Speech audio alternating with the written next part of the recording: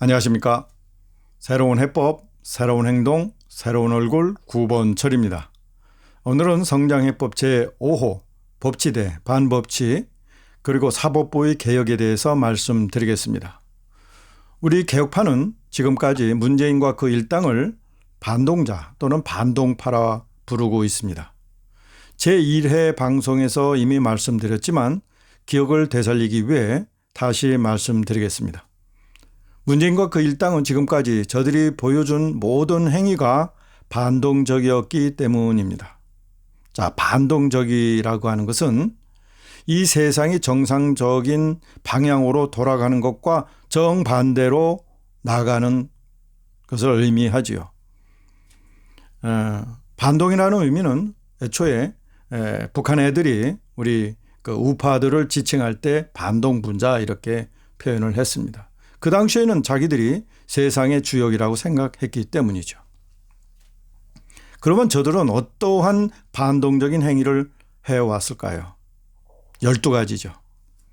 지금까지 저들은 반민주, 반성장, 반시장, 반자유, 반법치, 반근로, 반공정, 반평등, 반정의, 반통합, 반안보, 그리고 반민족적인 행위를 보여주고 있습니다. 자, 이렇게 12가지 반동 행위를 한 자들을 당연히 반동자 또는 반동파라 부르는 것은 어쩌면 당연하겠죠. 저들은 이 세상이 돌아가는 정상적인 방향과 완전히 반대로 가기 때문에 좌파라고 부르기에는 조금 의미가 모호해서 반동자가 오히려 맞는 정의가 아니겠나 생각을 합니다. 좌파 우파는 이 세상을 움직이는 좌우 날개라고 하지 않나요? 그러나 반동자들은 이 세상을 파괴하는 자들이죠. 어쩌다 이 위대한 대한민국에 지구상에 존재하지 말아야 될 저런 썩고 무능한 자들이 이 땅에 있고 더욱이 정권까지 잡았는지. 3.1운동 독립선언서를 낭독한 우리의 선열들이 남을 탓하지 말라고 우리한테 당부를 남겼죠. 우리 선배님들이 그렇게 말씀하셨으니까 저들이 저렇게 방작에 굴어도 참 저들을 나무라기 전에 우리의 잘못을 자책하려 합니다. 설마 아직도 저런 썩고 무능한 자들을 지지하는 국민이 계실까요? 저들이 우리의 잘못으로 190석을 차지하더니 이제 진짜 돌아올 수 없도록 모든 다리를 끊어 놓으려 하는 것 같습니다. 그렇지만요, 우리도 믿는 구석은 있죠. 우리가 믿는 최후의 구석이 하나 있습니다. 바로 사법부입니다. 이제 사법부 문제로 돌아가겠습니다. 최근 들어 판검사들이 노골적인 정치 개입 발언을 하고 있습니다. 판검사도 정당 활동은 할 수 없지만 발언을 통해서는 얼마든지 정치적 의사 표현을 허락하는 것 같습니다. 제도적으로. 문제는 지금 이 사회가 완전히 둘로 쪼개진 상태가 되었고요.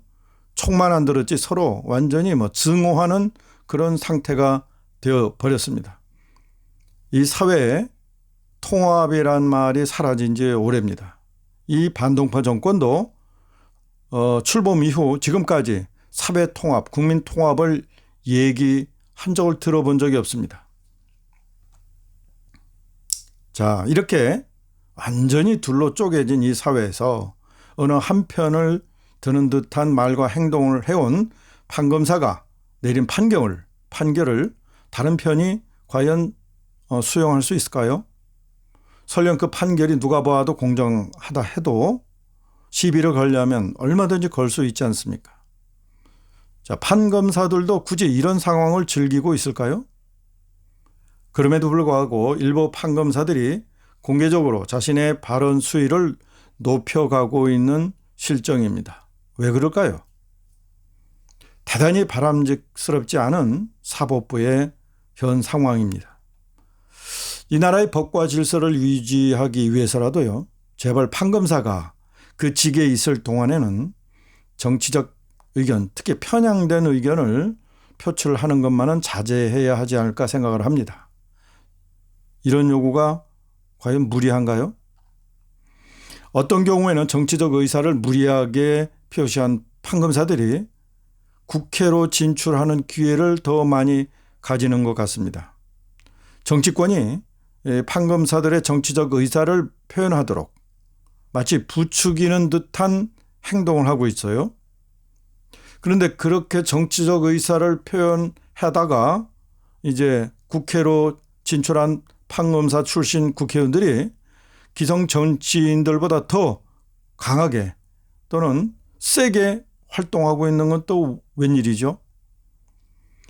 그동안 사법부만은 가장 공정한 집단이라고 믿어온 일반 시민들에게는 이러한 상황들의 도저히 받아들일 수 없는 혼란 그 자체라 저희들은 판단합니다. 이렇게 시민들을 혼란스럽게 만드는 것은 정말 바람직스럽지 않죠. 이 문제를 더 이상 방치할 수 없는 상황에까지 도달했다 저희들은 판단합니다. 야당인 국민의힘에서도 이 문제의 심각성을 깨달았는지 판검사의 정치적인 진출에 약간의 제한을 두려는 공약을 제시했죠. 하지만 국민의힘은 두리뭉실하게 이 문제를 다루었기 때문에 우리 개혁파가 좀 더 구체적으로 해법을 제시하겠습니다. 그 해법은 이렇습니다. 판검사를 그만둔 후 최소한 5년이 지나야 국회에 진출할 수 있도록 제한하는 제도를 만드는 것입니다. 이 해법은 이 사회를 지속적으로 건강하게 유지하기 위한 우리 모두의 합의라고 해도 되지 않을까요? 우리 모두는 판검사의 극단적인 발언을 더 이상 경험하고 싶지 않습니다. 이제 사법부에게 마지막으로 부탁드립니다. 법원 내 사조직인 국제법연구회를 즉시 해산하십시오. 건강하고 공평한 사회 그리고 공정한 사법부를 위해서 우리 국민은 사법부에게 마지막까지 기대를 거두지 않을 것입니다. 오늘은 여기까지 하겠습니다. 감사합니다.